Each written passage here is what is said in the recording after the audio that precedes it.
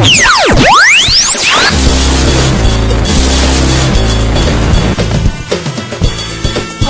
to the Inforonics Supportcast, bringing you insight and tips from the world of customer, technical, and infrastructure support. Inforonics Supportcast starts now. Welcome to the Inforonics Support Weekly podcast. I'm Matt Hooper. And I'm Scott Taylor. Well, this week's episode is going to be one we're talking about inbound emails and the flood that can cause when you have support issues. So, Scott, on average, how many emails do you think we take a month? We get roughly 10,000 emails a month. That's a lot. And so when you're talking about 10,000 emails, obviously you've got to have some rules and some kind of automation to put in place to handle those types of emails, right? Absolutely. Yeah. Now, do we read every single email that comes in? No, not at all. When it comes to our client emails, one of the very first things that we look to do with those emails is try to determine what emails are expected to be coming in and what sort of rules can be put into place so that we can identify emails that require a direct action by us. Most companies get a lot of email, and there's a lot of noise. And one of the very first things we want to do is we want to work with our clients to identify emails that require an action versus those emails that don't. Ultimately, that's going to require working with the client to help them learn the value of segregating their mail appropriately so that the mail that people should be receiving and should be working on is being received by those people. Okay, so what's this noise? What do you mean by noise? Well, spam, or even just the fact that many companies utilize a single support mailbox for all their clients. So if a ticket comes in and comes to me and I work on it, there's no reason that you should be seeing that piece of email. So you're saying if I send something to support@inforonics.com and it came in, it shouldn't come to both of us, that we may go off and do our own types of activities? Correct. Okay. Correct. And of course, to that point, you then need to create various rules to make sure that if you go on vacation or I go on vacation, those emails are handled appropriately. I'm not allowed to take vacation. No. And neither are you. That's a good thought. All right, so we're talking about thousands of emails coming in. You've got to worry about spam. You mentioned that. We've got to worry about noise. Got to worry about queuing, right? Who owns it, who doesn't.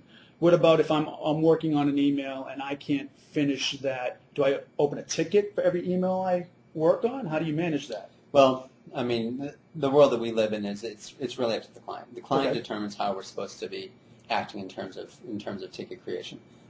My rule of thumb and the rule of thumb here at Inforonics is every call, every email requires a ticket. We look to our clients though to be driving what direction we go in with that. That seems like an overkill, though. Every rule, Well, it depends upon who the client is. Okay. Some clients require they need to ensure that there's an audit trail for every single piece of email that comes in or every single phone call that comes in. So be it. But many clients, if a request comes in, it's a sales request or something like that, they may not require us to create a ticket. They may say, well, just send an email to sales. Okay. The problem with that is you lose that audit trail. We need to ensure that we, as a company, and most companies, have a complete audit trail of all the actions that agents are required to take. What? Billing. Simple as that. So resource planning. Resource planning. If someone loses a sale, you know who's going to be complaining quite loudly about that. So you need to make sure that you have a process so that you know what emails have come in, who handled that issue, what they sent out, and when they sent it out. So it's not just handling incident management, that you're just trying to resolve the issue. You may even be getting requests that have nothing to do with a problem that you have to then send off to a sales organization. And Absolutely. Okay. Absolutely. Support@domain.com. Yeah. If you can't find that email address to send something to, more often than not, that's where they're going to send it to. Very good. So the type of technologies then you're using to filter this stuff, I would imagine have to be robust. What's the max that we've ever had with emails coming in? Well, I mean, we've had 1,000 emails in under a minute's worth of time. 1,000 in a minute come through. Now that's of course not ideal. I work with our clients to make sure that doesn't happen. Okay. And I make sure that they understand that if that does happen, if there's the possibility that they could be affecting our infrastructure due to their issues, I may take precautions to block those emails. I'm going to reach out to them. I'm going to let them know that that's happened, and then we're going to monitor the issue to make sure that once it's resolved, we can turn that back on. And I'm also going to work with them to identify ways to just block that one type of email. Okay. But there are extreme measures where I may have to just block all email.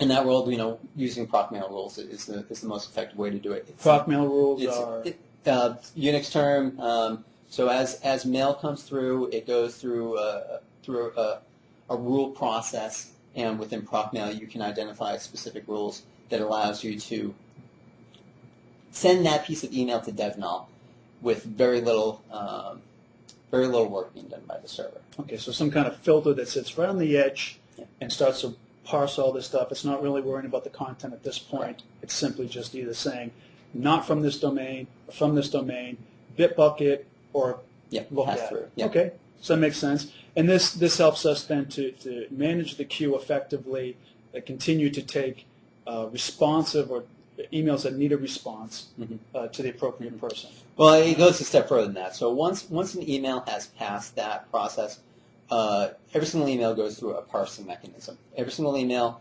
the from, the to, the subject, and the body gets parsed out, plus attachments and all that sort of good stuff.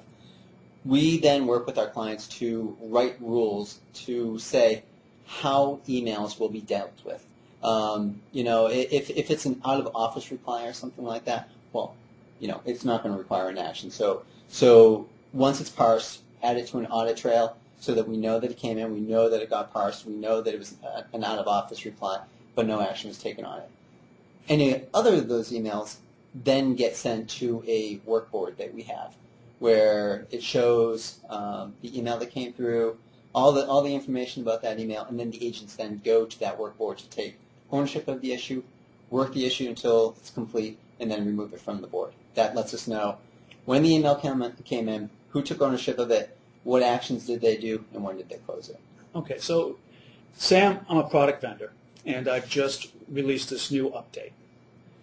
And I find out it causes XYZ problem. Can I let you know that, hey, anything coming in with this error code or something is related to this issue we just released? Or, here's a perfect example. Droid just updated their new phone, right? And I got 15 updates on it.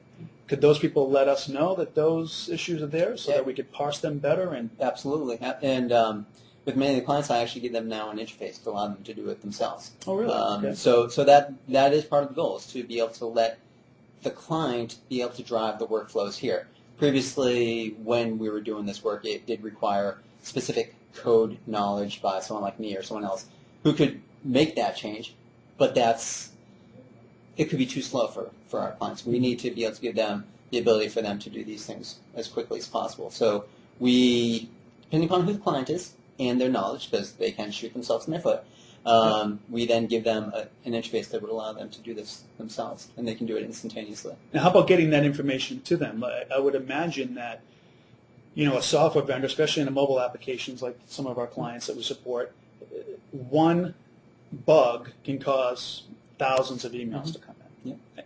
But they may not always be aware of it until we've kind of done something about that. Yeah. Is there a way that with all these inbound emails that you can categorize stuff or manage stuff effectively? So having an audit trail, having all this information in a database does allow you to do that. We give all of our clients the ability to export all this data so they can take it and manipulate as they want.